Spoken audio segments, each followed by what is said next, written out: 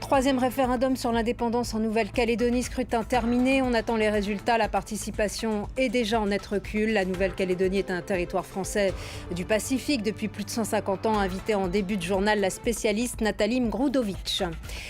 Aux États-Unis, au moins 83 morts dans les tornades qui ont frappé le centre et le sud du pays. Un bilan toujours provisoire. L'État du Kentucky est le plus touché. On compte des dizaines de disparus. Beaucoup de maisons sont entièrement détruites. Le président Joe Biden qualifie ce ravage de tragédie.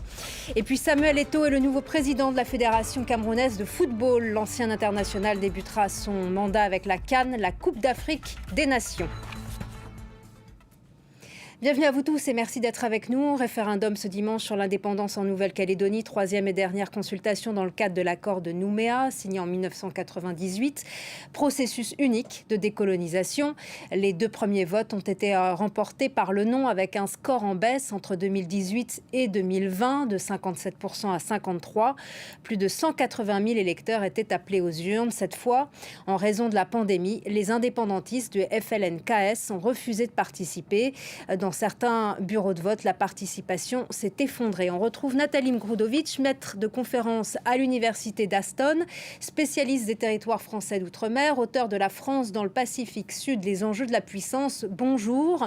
On n'a pas encore le résultat, mais de toute façon, la légitimité du référendum est affaiblie par le boycott des indépendantistes qui visiblement a été bien suivi. Tout à fait.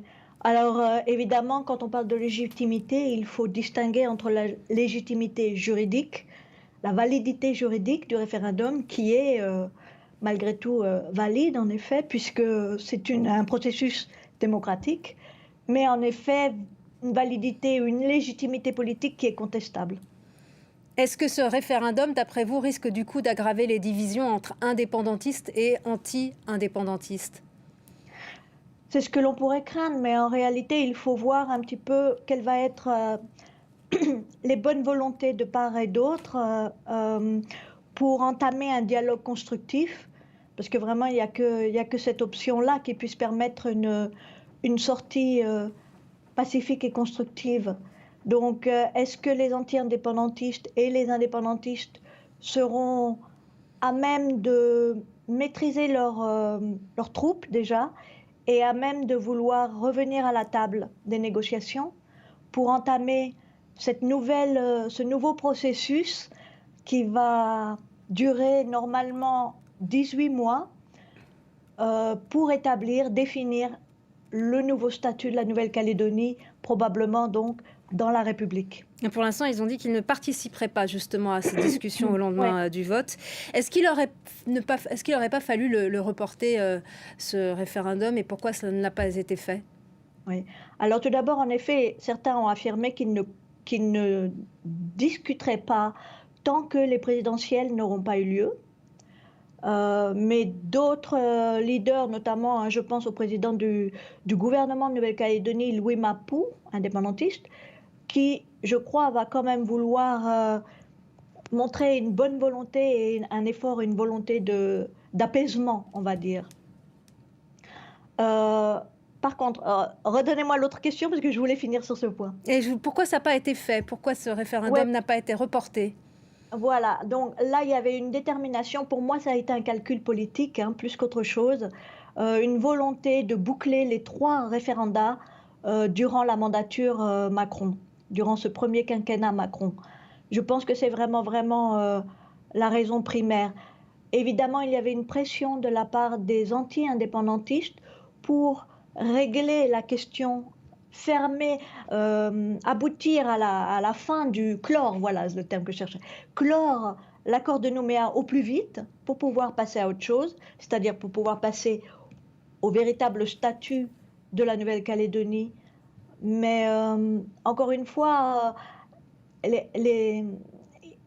à mon sens, il n'y avait pas véritablement de justification de rapprocher le 3e référendum si près du second.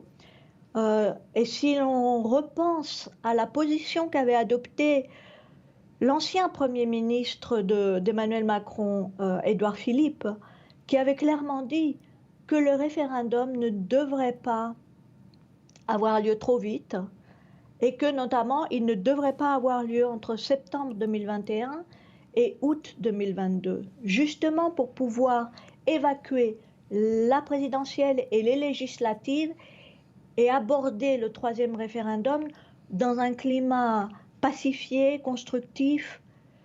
Malheureusement, ça n'a pas été respecté. Vous pensez qu'il y a un risque de radicalisation de certains indépendantistes?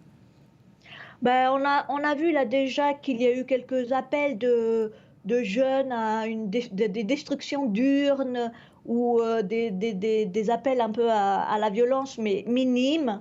Vraiment, c'est des choses ponctuelles. Est-ce qu'il va y avoir une extrémisation, une radicalisation? Il faut voir comment les groupes, les partis traditionnels indépendantistes vont réussir j'allais dire, maîtriser, c'est un mot trop fort, mais disons à dialoguer et à se concerter entre eux et avec la jeunesse kanak. Jeunesse kanak qui, de toute évidence, n'est pas très obéissante ou n'a pas tellement envie de toujours obéir, suivre les ordres ou les consignes de leurs aînés, des anciens, notamment peut-être parce qu'ils ne se sentent pas suffisamment représentés dans leurs besoins, qui sont avant tout des besoins socio-économiques, je dirais. Et quel va être l'avenir institutionnel de l'île? Vous parlez d'un nouveau statut. Est-ce qu'il y aura d'autres référendums sur l'indépendance? Oui, oui. Là, il est prévu, le gouvernement l'a prévu, et en accord avec les représentants des différents partis ou de différents partis indépendantistes et non indépendantistes calédoniens, a prévu donc de mettre en place une période de discussion dans laquelle ils allaient mettre en place le nouveau statut.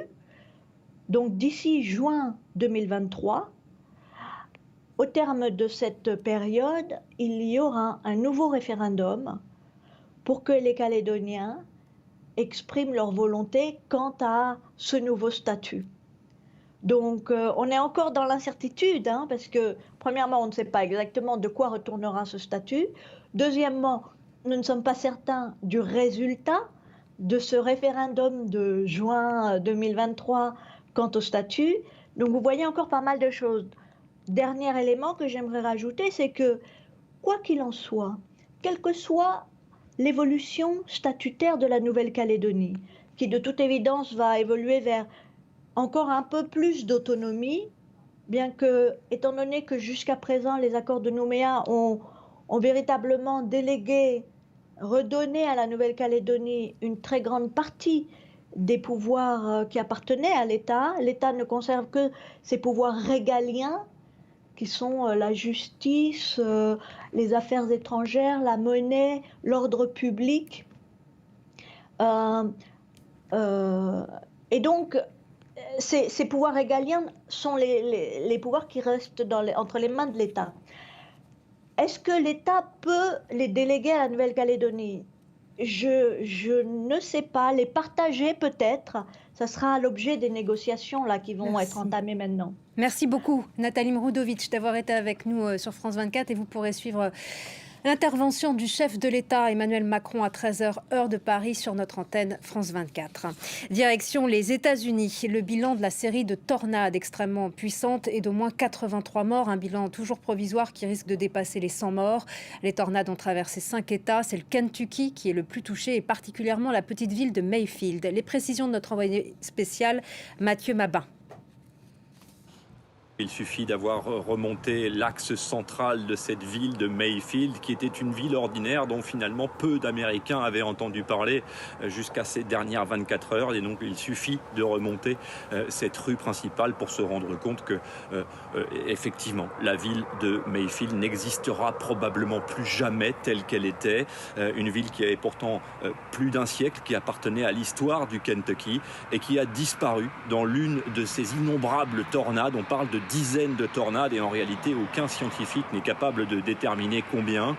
On sait en revanche que la tornade qui s'est arrêtée sur Mayfield, et c'est ce qui a scellé son sort, est venue du nord des États-Unis et a parcouru près de 360 km pour s'arrêter sur cette ville de Mayfield, projetant parfois des débris de la ville, des véhicules jusqu'à 11 000 mètres d'altitude, ce qui est une distance absolument ahurissante puisque c'est tout simplement la distance à laquelle volent les avions de ligne. Vous avez évoqué le nom de Joe Biden. Joe Biden a annoncé qu'il se rendrait à Mayfield, ou en tout cas ce qu'il en reste, à la rencontre des survivants, au chevet de ceux qui ont perdu un proche, et ils sont nombreux. Vous avez donné ce chiffre de 83 morts, il est effectivement provisoire, le bilan est provisoire. Joe Biden viendra, mais il a annoncé qu'il ne viendrait que lorsque les recherches seraient terminées pour ne pas perturber justement le travail des secouristes qui sont venus nombreux de tous les États-Unis au chevet et au secours de Mayfield, Kentucky. Longtemps superstar du football africain, Samuel Eto'o va entamer une nouvelle vie. L'ancien buteur des Lions Indomptables a été élu président de la Fédération camerounaise de football. On écoute l'ancien footballeur Emmanuel Maboang. Je pense que beaucoup de choses vont changer. J'attends de ce président, M. Samuel Eto'o, de rassembler les footballeurs camerounais, de rassembler les acteurs du football et de faire jouer et de donner égalité de chance entre un enfant d'un arrondissement et ceux de la capitale.